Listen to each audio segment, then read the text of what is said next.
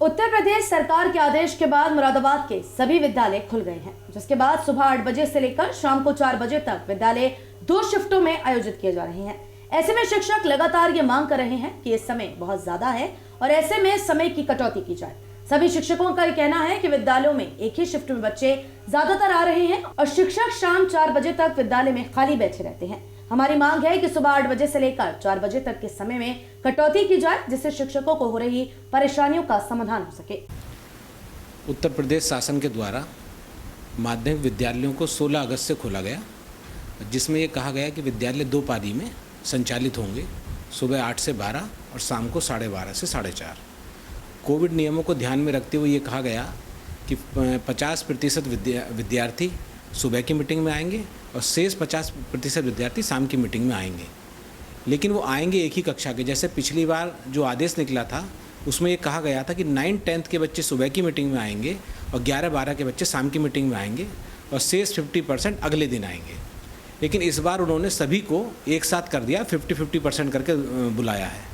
लेकिन इस प्रकार करने पर 8.5 घंटे शिक्षक विद्यालय में रुक रहे हैं, जो कि सुबह 7:30 से आ जाते हैं और शाम को 4:30-5 बजे तक विद्यालय से जाते हैं।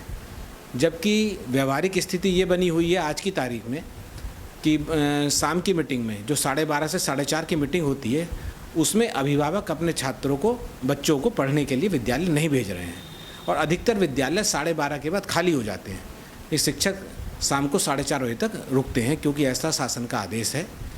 इसके संबंध में जब 2 अगस्त को ये शासनादेश जारी हुआ था, तो उत्तर प्रदेश माध्यमिक शिक्षक संघ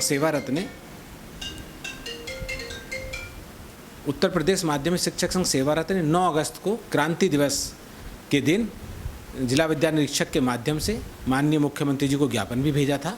उसमें कहा गया था कि जो कि हमारे इंटरमीडिएट शिक्षा अधिनियम 1921 में और शिक्षा संहिता में धारा 86(1) और 87 दोनों हैं, उसके अनुसार विद्यालय संचालित किए जाने चाहिए। 86 में एक टाइम दिया गया है कि 4 घंटे 35 मिनट और 5 घंटे 20 मिनट का, और 87 धारा है वो ये कहती है कि विद्यालय 2 पालियों में संचालित नहीं हो सकते।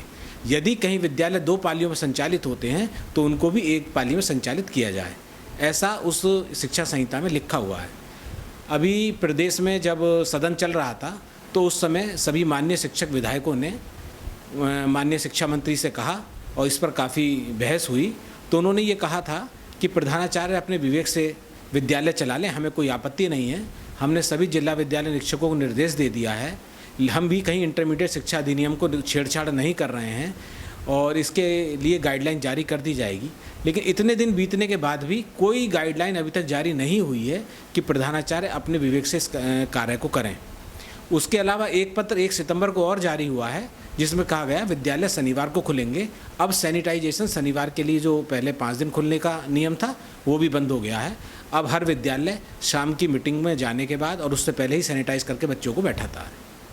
तो आप जो है आप इस समस्या को लेकर कुछ शिक्षक भी आप लगातार आंदोलन कर रहे हैं, आप भी कर रहे हैं? हाँ, सभी शिक्षक साथी इसका आंदोलन कर रहे हैं। हम सभी को समर्थन करते हैं इसमें कि समय बदलना चाहिए, जो व्यवहारिक भी नहीं है। और व्यवहारिकता के अनुसार यदि विद्यालय 8 बजे से 2 बजे तक भी चले एक साथ, तो किसी शिक्षक को पढ़ाने में कोई हर्ज भी नहीं है। शिक्षक तो पढ़ाएगा, उसको पढ़ाने का ही काम दिया जाता है, पूरी निष्ठा के साथ पढ़ाया है, चाहे ऑनलाइन पढ़ाया गया हो।